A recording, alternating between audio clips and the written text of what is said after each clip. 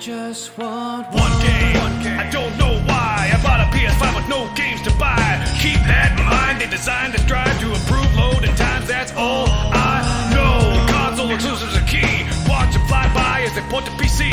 Smooth exclusives at the end of the gen. I have no games to play. It's so unfair. Didn't look out below. Throw my console right out the window. Try to hold on, but I didn't even know. I wasted it all just to watch movies. I spend all my time inside. Now the launch has died. All I see are ports, just like the PS3. It's reminding me of a memory of a time when I cried so hard for games at launch, but in the end, it's just got no games. But PS Plus had paid so much, but in the end, it's just got no games.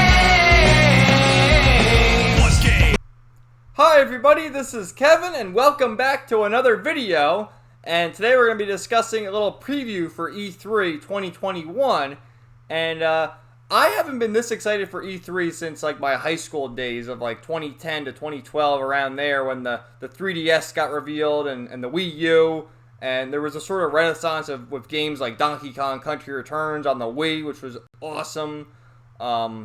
And really, the 3DS was one of the all-time great consoles for the ports you got, for the great JRPGs. Radiant Historia, look up that game. That was actually on the DS, but there was a revised version on the 3DS. And just a great time to be a gamer. And although I did pass on the Wii U when that came out, I think that was, 2012 or 2013. Just, I don't know, it was kind of a weird phase for me because I had my PS3 still at that point. And, I was kind of shot when it came to motion controls and all the gimmicky stuff that Nintendo was doing, though I did like the 3DS, and I do have a Switch at this point, but the Wii U in retrospect had a lot more things that the Switch does not, such as the Virtual Console. You could play pretty much every NES, SNES, Nintendo 64, Game Boy Advance, GameCube, Wii, you can play everything on there.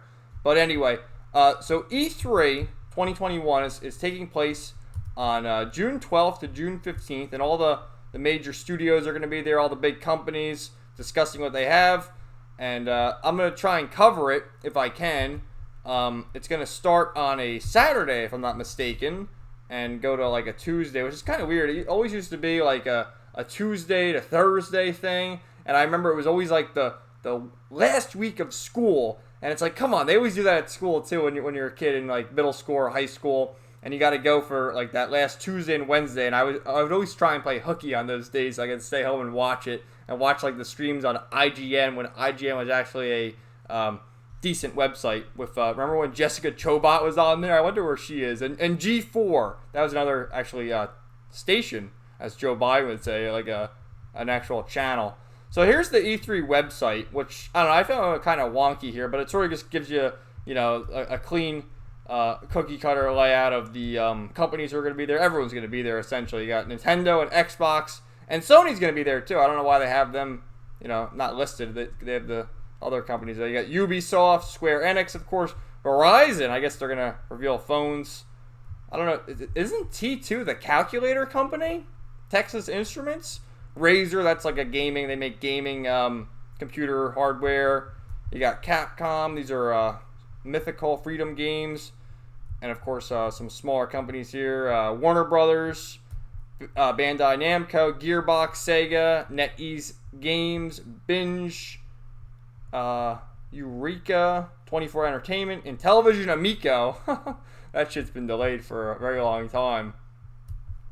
Marvelous, Turtle Beach, these are more like accessories and stuff, Otterbox, so on and so forth. You get the idea. And then there are partners down here, IGN, and all the other websites, and Polygon. But I found the Wikipedia page to be a little better to figure out what's going on. So as you know, E3 2020 was canceled, and the one prior to that, 2019, wasn't that the one when Keanu Reeves came out there with Cyberpunk and said, "You're breathtaking"? That was pretty based, not gonna lie.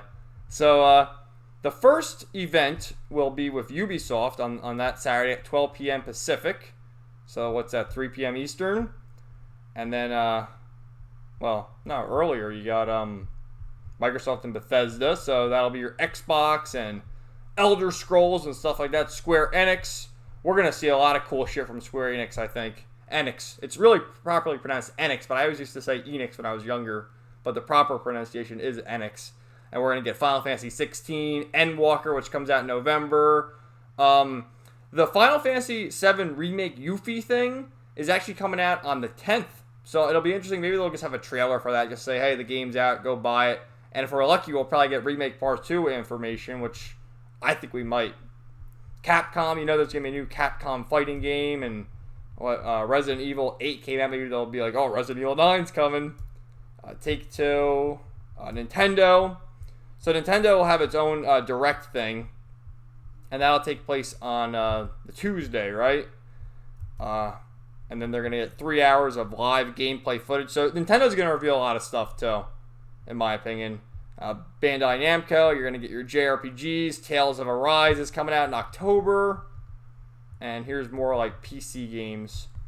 So there's a lot of good stuff to be looking forward to. I also was looking at this here just to get like an idea of what's coming out. So prior to E3, which takes place on the 12th, we have a bunch of games already coming out. We have, like I said, Final Fantasy 7 Remake Integrated. That's the Yuffie DLC, which I think is going to be its own game. They're sort of saying it's DLC, but the game is like $60 or $70.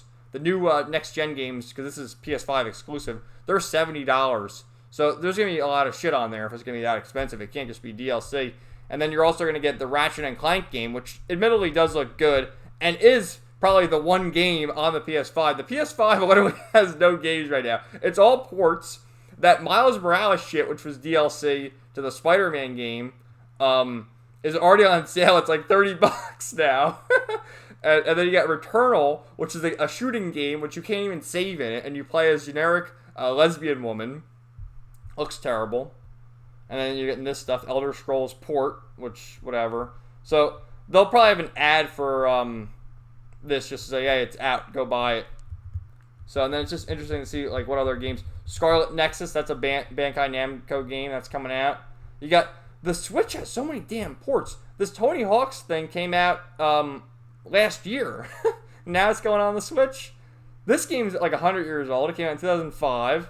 Disgaea 6, which is interesting because this was always a PlayStation exclusive. The first game was on the PlayStation 2, and it was always on those games, those systems. Ys, that's another game that's been out, going on the Switch. Switch, for the good things it does have a lot of faults. That's the other thing, too. You're going to get the Skyward Sword, which is a $60 port when the people, they got the Mario All-Stars, the three 64, Sunshine, and Galaxy, which was an awful port. But the fans want, Ocarina of Time, Wind Waker, Twilight Princess. They don't even want Skyward Sword. That's one of the least well-liked games in that franchise. So, there's some stuff coming out. Tales of Arise, like I said, this is another Bandai Namco game. This looks awesome. Sort of like a action RPG. Another Switch port. Far Cry 6, that's going to be the big thing you get from Ubisoft. That's coming out in October. This is one of the things that was released at the PlayStation State of Play last August, if I'm not mistaken. They don't even know when it's coming out. Sometime in October, I guess. See, this is fucking bullshit, dude. Grand Theft Auto. How many times can Grand Theft Auto 5 be released? It's just like Skyrim. It's released all the time. People already played that shit. Endwalker. Dude, honestly, I'm actually, despite how like shitty the graphics look on this, I'm actually kind of interested in seeing what's going to become of this game. The Pokemon Diamond and Pearl remake. We're going to see that too at the E3, just because what have we seen so far? Just a small trailer. We'll get more gameplay. And then here's all the stuff that's coming out. We don't really know when. EA, that game's going to suck. Will they have Final Fantasy on here? Probably. Digimon Survive. This game was supposed to come out in 2020, but got delayed from the COOF. I want to play that. You notice, too, the systems it's going to be on. It's not going to be on the next-gen things as of yet. Maybe it'll get ported over there. Oh, wow. Oh, that's an iOS game. I don't really care about that then. But yeah, I'm looking forward to it. Like I said, this video is sort of just me telling you guys that I am going to be covering E3 and doing videos, reacting to the games that are released that interest me. So, yeah, that's about all. So, let me know what you guys thought and what games you're looking forward to of E3 and if you'll be watching. And if not, stay tuned for my videos on my coverage. So, thanks for watching, everybody. Have a great day, and we'll see you next time.